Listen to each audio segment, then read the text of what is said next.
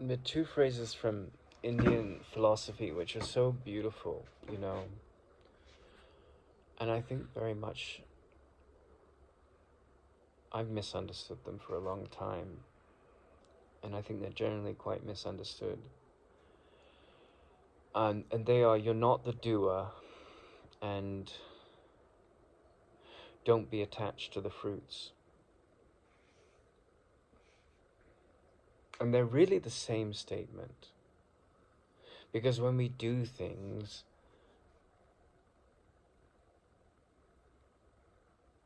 we're doing it for the fruits. We help other people so they can be pleased, right?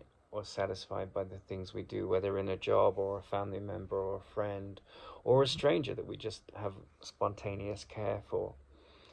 Um, and you know, you might say he's got a big ego or she's arrogant, or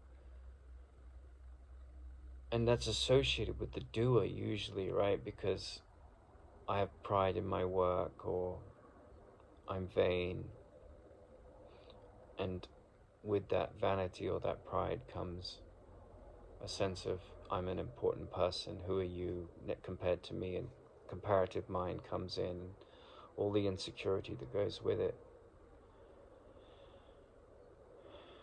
But you know, the phrase happiness of being, there's no doing in happiness of being.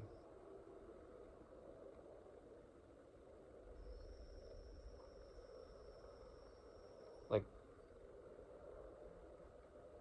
you might say that every verb that we have in any language, except being, to be, is a doing verb. Like, he's sitting, he's sleeping, she's waking, she's talking. Now, they're all activities. But then when it says you're not the doer, it means you are the stillness of your being. And in that stillness is a deep happiness. And they're such profound statements because, you know, win or lose in the stock market of life, if you're attached to the fruits of your activity, you're on a roller coaster ride. Some days you have a good day, you know, and so forth. And I'm not saying that you don't use ethics, you don't use pathos, you don't use logic and you don't use timely appropriation. You know, take the child away when they're being difficult and speak to them in a loving way. Explain to them what's ethical, explain to them the lack of logic of what they're doing, or use emotion to appeal to their better nature. Like, all of those things are healthy and wise. But in regards to your inner child that throws tantrums when things go wrong and don't go their way, and gets exalted in excitement when things seem to be perfect on the outside,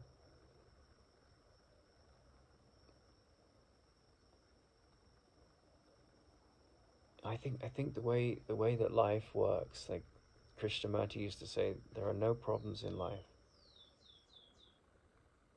And the way that life works is that the roller coaster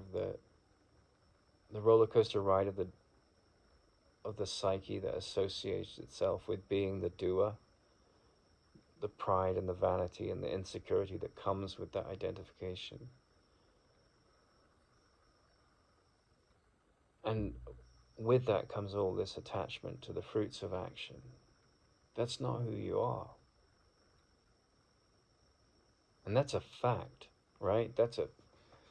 It's like you think what's real when you go watch a movie is the story you're watching. But that's just something that a screenwriter and a director imagined up and brought to celluloid, you know? It's not real. If you take a sword and you slash through that screen, you know, the projected images will continue, but the screen is real, and that gets cut, right? So what's substantial? And it's not the best metaphor because you can't cut through your being, you know. But it shows what's substantial, right? You can't. The illusion is the ups and downs, the doer, the attachment to fruits, the upset that comes when you don't get what you want, or the exaltation when you do, right? And there's nothing wrong with having desires, but there are no problems in life means that the purpose of life, all its ups and downs, is to bring you to the ecstasy and the happiness of your being. And that is infinite. And it's so contradictory to the identity that goes with the attachment to the fruits and to this I am the doer thought.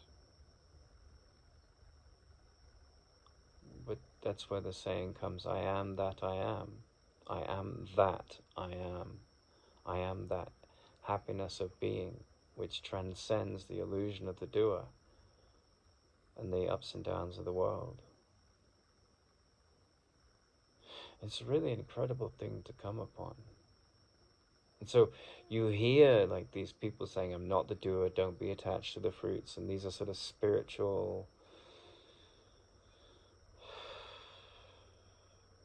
currencies, they're spiritual, banter and phrases that we hear a lot. We hear them in books like the Bhagavad Gita. And I think for a long time they wash over you, and then there are no problems in life. Finally they become no longer ideas or spiritual crutches. They become clear statements of what you are, I'm not the doer, and what your nature is, I'm not attached to the fruits. I'm not averse to the problems because I'm not bound to the wrong identity anymore.